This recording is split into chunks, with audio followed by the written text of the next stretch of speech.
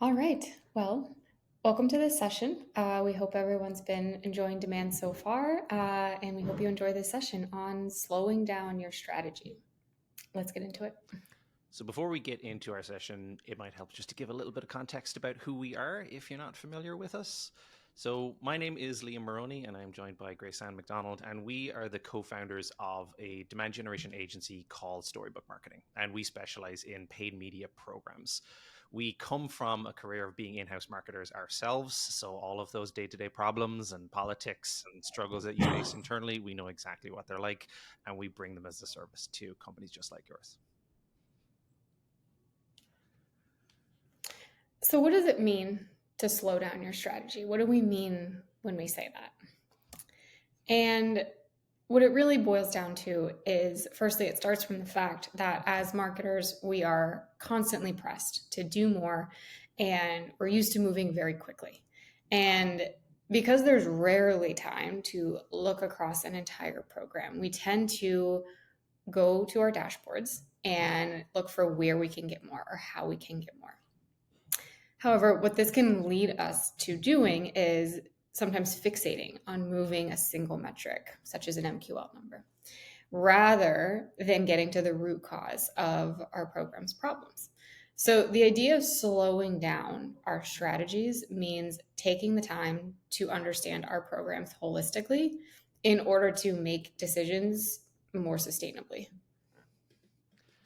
And this session and this general event is all about AI and how AI can be incorporated in. And when we think about AI, we think about it slightly differently to what a lot of the conversation is right now, where a lot of what we're hearing about AI and marketing is about, hey, AI can make you do more. It can amplify, it can create more content, it can make you bigger and faster and all of those good things. But there's another side to it, which is really not talked about enough, which is the ability for AI to take over a lot of the tasks that take up a lot of time that can give you back very valuable time to slow down that strategy. And examples of this are things that have historically taken a lot of time for marketers, where there's creating not just ad copy, but variations of ad copy and testing different headlines, even ideating lots of headlines. Tools like ChatGPT are great for inspiration. They're great for figuring out ways to try different things, test different languages, test different types of headlines and copy. There's also things like Midjourney and even Canva's text to image about creating imagery and having testing different visuals for ads and for a lot of your marketing creativity. And there's even ways of just getting back time through AI through efficiency like note taking.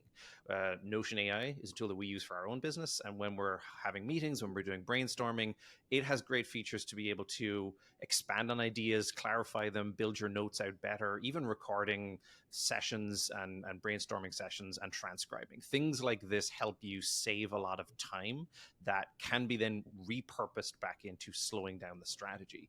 So while we look to things like AI for ways of doing more, what we really encourage is how do you look at AI as a way of getting back more time so that you can put it back into where we commonly see with clients as places where the time just isn't allowed to be spent and where we feel that it is one of the most valuable things to be able to do to have a successful program.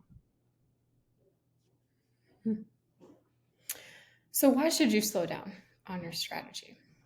Because ultimately, no amount of effort can overcome an incorrect strategy. And it takes looking beyond the dashboard metrics to see your strategies in terms of questions that will allow you to pinpoint exactly what needs to be adjusted or potentially needs to be adjusted. And what we mean by that, for example, is, are we asking the right stuff at the right time, in the right way to the right people? And, sort of as we mentioned in the beginning, what this is ultimately going to lead to is better decisions, better results for your programs, and then more sustainable growth based on that really holistic understanding of your program. So it's easy to give hypotheticals. It's easy to say big terms like slowing down, but we thought it would help to actually talk through a specific example and just to give you a look at what we see in some of the clients that we work with of where that inability to slow down actually exposes a lot of things in the program that they may never have actually figured out. So the client that we want to talk to is a Series C startup. They've got north of 2,000 employees. They're a very fast growing startup. They sell to technology buyers as an ICP. They're also a metadata customer, and they spend around 50,000 a month in spend primarily on LinkedIn. And their goal with their program is probably not unlike a lot of people here. It's driving MQLs through those channels, and it's making those MQLs convert into pipeline. So by all accounts, it's a pretty typical looking SaaS startup company. And what you see on the right is a chart of just a view of what their program looks like when you break down how all of that spend is being separated out. And this is probably going to look very typical to a lot of people here, but about 47 to 48% of their spend is very much focused on driving demo requests. This is an explicit, we want to get demos to drive people into the sales process, to drive them into opportunities. About 37% of that spend is allocated towards a gated content download strategy for ebooks. There's 2 or 3 main assets that they use that they drive most of that traffic towards.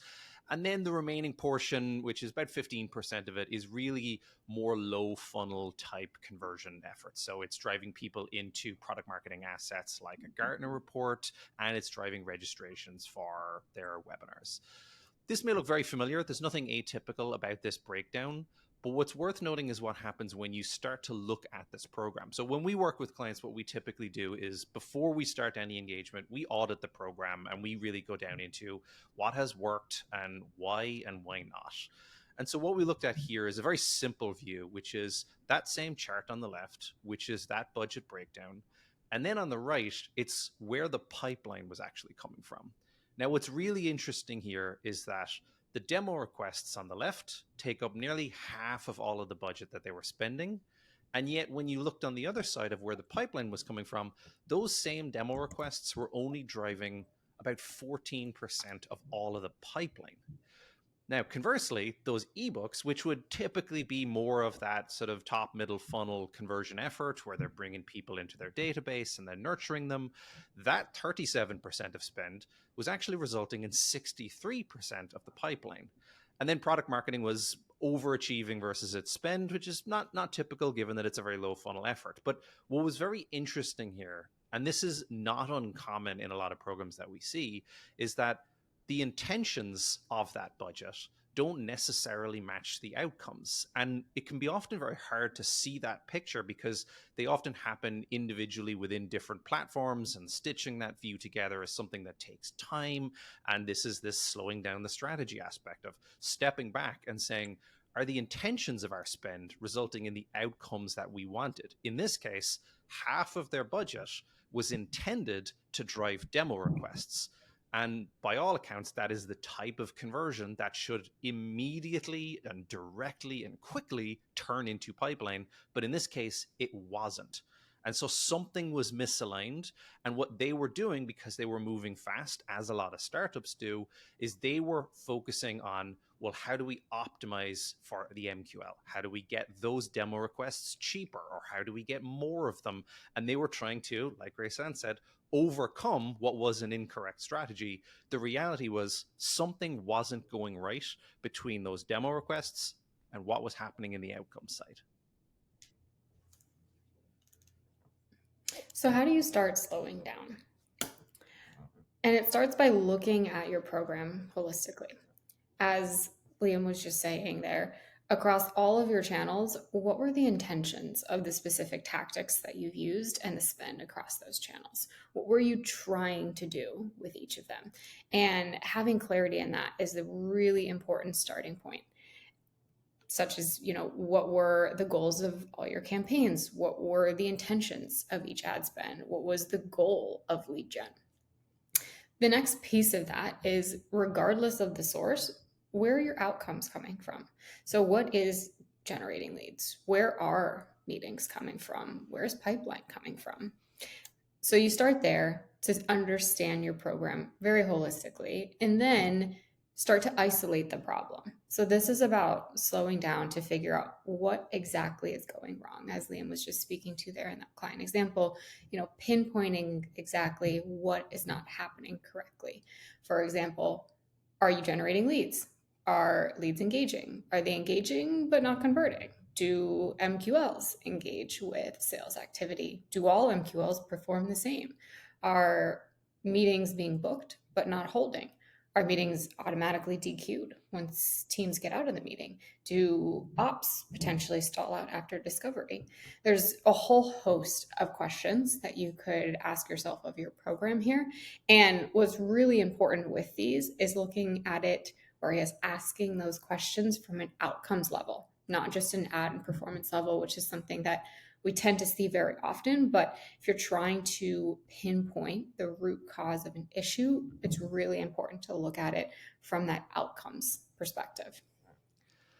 And so once you've isolated what that problem is and once you've diagnosed what it is, what you can then do with that information is you can then start to look at that through the lens of, well, what are the symptoms that might be causing that problem?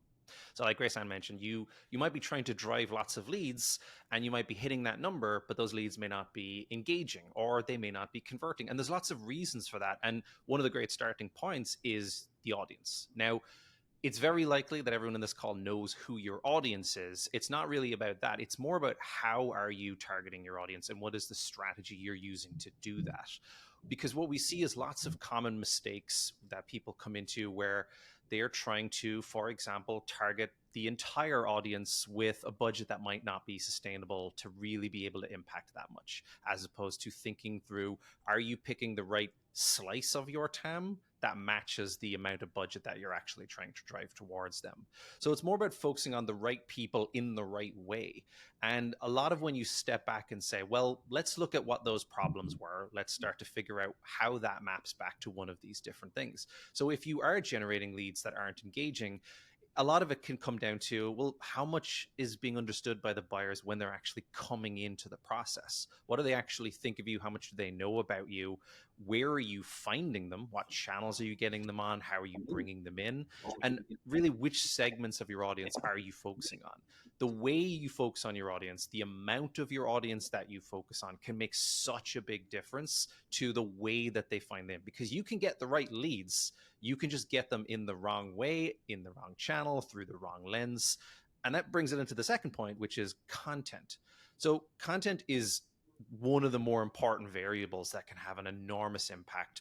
And in this idea of slowing down, what we very often see is people moving really, really quickly, and you make decisions that optimize for specific metrics. Content is a really good example of this, where people are making decisions based on, well, how can I try content that will get more leads or cheaper leads or more MQLs? And what ends up happening is you start to have a content mix that may not actually be serving the outcomes that you had intended. So you might be creating content that's doing an amazing job of evangelizing your category, and you may be spending very little, if any, time at all actually showing or educating about the specific solution that you solve within this. We see this all the time in demand generation, where you pick topics that are going to be popular, so you'll get lots of leads, the right kinds of leads, but by the time they find their way through and they hit that MQL status and they're being passed down to the sales team, they don't really have that much idea of exactly what your specific way of solving that problem is. And you may be doing what is a very common thing in demand gen, is you might be giving away not anywhere near enough information until people fill out a form. This is a very common thing. It's common at the product demo level, but it's very common at the content level as well, where all of those good information bits that would help people think better of you, be more educated about you, have a stronger understanding of how you solve a problem, all of that happens after they give away their information and fill out a form. And so on the other side of that, it's questions like, how easy are you making it to consume your content? Are you optimizing your content for the place that you're actually promoting it? Are you making it easy for people to do what most buyers want to do, which is self-educate? So these are two big variables where when you see the outcomes not matching the intentions, audience and content can be two very big levers in making sure that you're serving the right content in the right way to the right audiences and the right type of audience. Mm-hmm. And building on both of those, the other two potential angles here that we would urge you to look at would be your message and the timing of that message. So in regards to your message, clarity is what's very, very important. And not just how clearly are you communicating, but how clearly are you communicating your value to your buyers. So, in all of your marketing materials that are going out, is it clear what you do?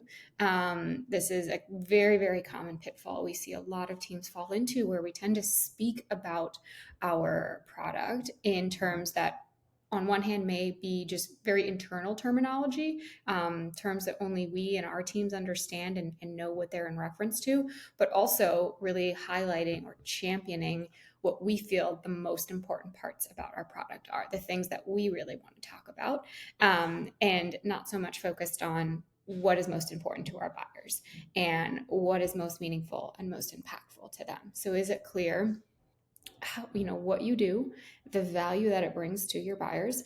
Is it clear what problems you solve and who you're solving those problems for and how you solve those problems? Making sure that there is that very easy, and easy to understand, terminology in your marketing, and that your audience is really going to be receptive to it. So there's, once again, a whole host of questions that you could ask yourself here, to really look inward on your strategy and your program. In regards to timing, so what we mean when we say timing is that timing of your audience and where your audience is within the buying journey and marketing correctly to that. For example, reaching a cold audience with a demo request offer versus a retargeting audience. So questions that you may want to ask yourself here is, how much other marketing has that audience been exposed to before you reach them? Do your CTAs match the level of awareness and engagement? How are you balancing education with conversion? How much problem awareness is there within your audience? How much solution awareness is there? So that's ultimately what we mean when we say timing, is the timing of where your audience is at in that buying journey and marketing correctly to that.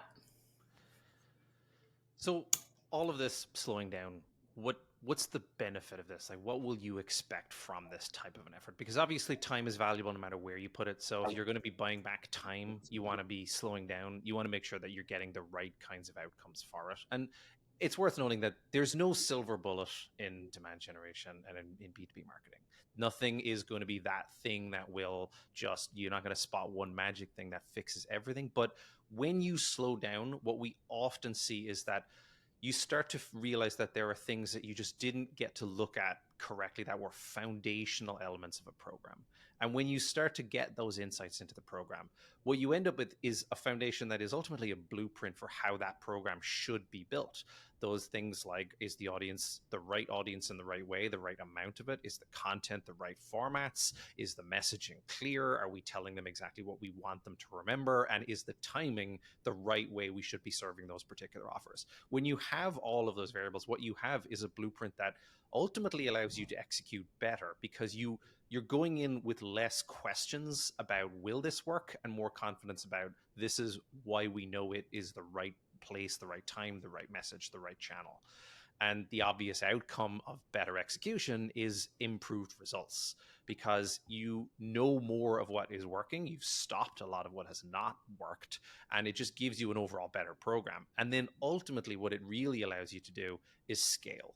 Because when you're built on a foundation that has clear understanding of the audience, the message, the content, and the timing, these are things that you can build on, you can amplify, you can put more budget into, because you're not testing, you're not just sort of optimizing based on experiments. What you're really doing is you're optimizing based on understanding.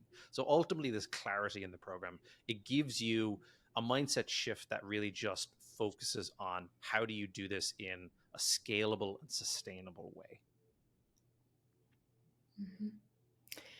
And if we could leave you with one thing, it's that we know it's easier said than done. We're on the agency side now, but we were in-house once upon a time, and we work very closely with a lot of in-house teams. So we have a lot of empathy for the chaotic days and what it feels like that there's never enough time. And we often hear this anecdote about taking vacations and taking time off, and that the more you feel like you don't have the time to do it, the more it means you probably need to. So we know it's not easy amidst, impending deadlines, goals, chaos. It's not easy to pull your team back to take a look back at the program performance, but the more that it feels like you don't have the time to do that, the more it means you could potentially benefit from doing it. And we would love to keep this conversation going. We are very active members in the demand community. We are very active on LinkedIn. Please come and find us. Let's continue the conversation, because slowing down is not easy. There's a lot needs to be discussed. There's a lot of political problems. There's a lot of things that have to be navigated internally. And we would love to keep that conversation going. But we hope this was helpful, and thank you so much for joining us.